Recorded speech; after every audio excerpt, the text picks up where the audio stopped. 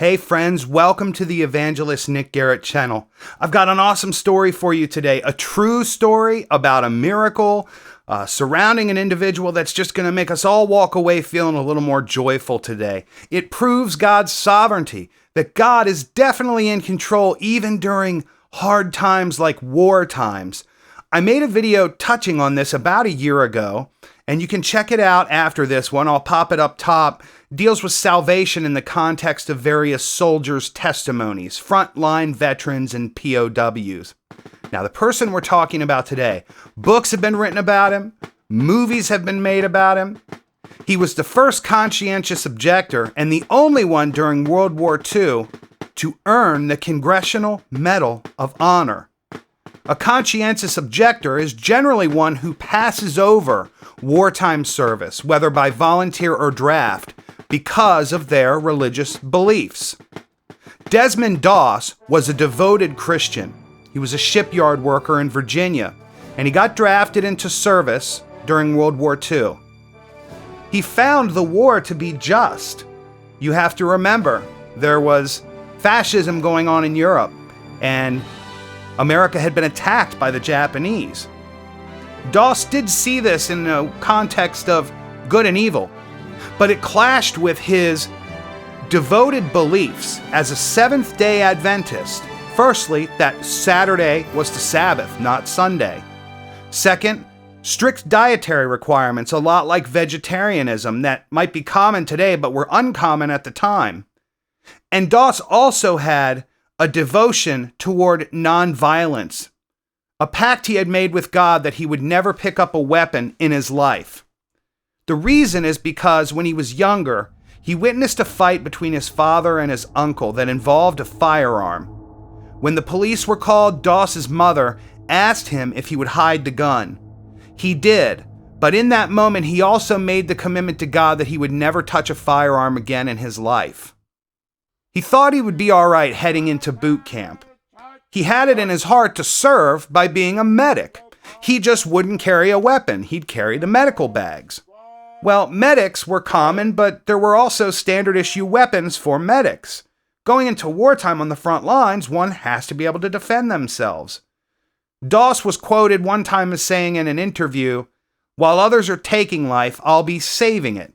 This was his best ideal. But he constantly had to fight pressure to carry the common weapons of a medic. He eventually fought and won to be able to observe his Sabbath on a Saturday, but not just for himself. All Seventh-day Adventists in military service were eventually able to worship and observe the Sabbath on Saturday by taking their day of rest and devotion to God. Many didn't see, because they weren't on base, that Doss worked twice as hard on Sundays. In fact, Doss would earn the respect of his unit in boot camp as people saw his courage and his faith play out in real life. Desmond Doss distinguished himself in war, first in the Battle of Guam and then for the Philippines. This guy won Bronze Stars, the Silver Cross, and this is not even what he's known for. The Battle of Okinawa. Desmond Doss and his unit, the 77th, had to go up on a plateau called Hacksaw Ridge that was a sheer-faced cliff. Desmond Doss himself took the cargo nets that were used to climb from the big vessels down into the landing crafts, and with the assistance of others, put the net up the side of Hacksaw Ridge so his unit could climb up it to face a Japanese enemy that had been entrenching in that position for years. After violent fighting, the U.S. forces withdrew. They went back down the nets to safety. Desmond Doss stayed on the ridge, and over a period of an afternoon, he took one individual after another that was laying wounded on the battlefield, hiding and crawling on the ground to remain unseen from the Japanese that were watching and going around killing wounded U.S. soldiers. Doss took one man after another, tied a rope around them, and lowered them down that cargo net.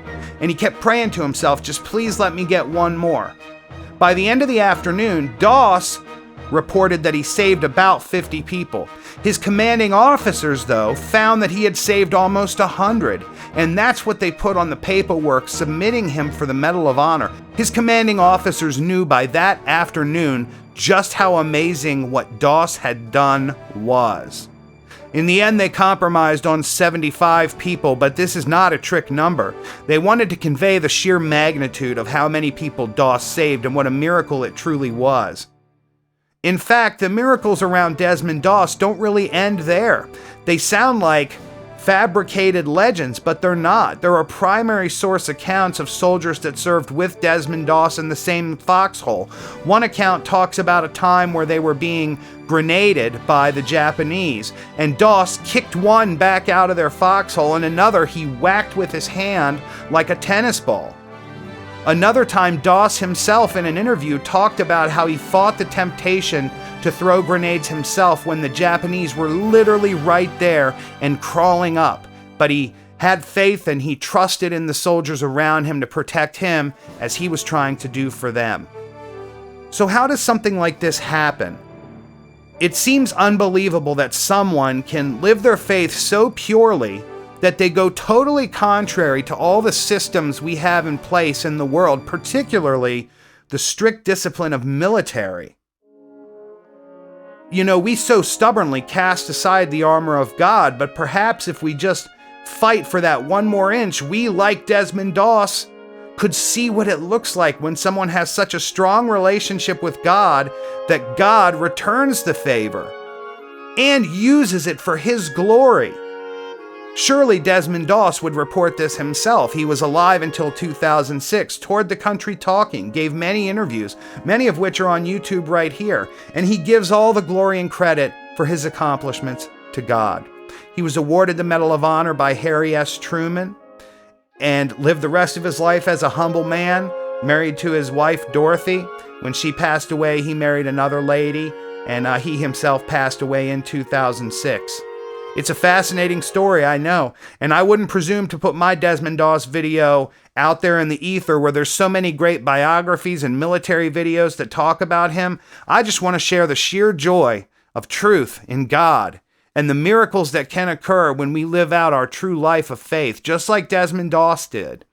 It can be done, and it's amazing testimony. Thank you, friends. I look forward to talking to you next time. Please check out the books I've written on my Amazon author page, amazon.com/author/nicholasdgarrett. You can purchase one of the books in the Just Tell Me the Truth About Christianity series. You can also purchase my book, Shipwrecked in the Land of King Tobacco, the first Washington family immigrant to America, on sale at YouTube, at my Amazon page, and at Pope's Creek, George Washington's birthplace. Also, check out the Teespring store. Cool shirts, cups, Truth First Christianity merch. Friends, I look forward to talking to you next time. Please share this video, subscribe if you're not. Make sure you click on the bell notification so you're notified of our videos and you can decide whether or not you want to watch them. Thank you so much.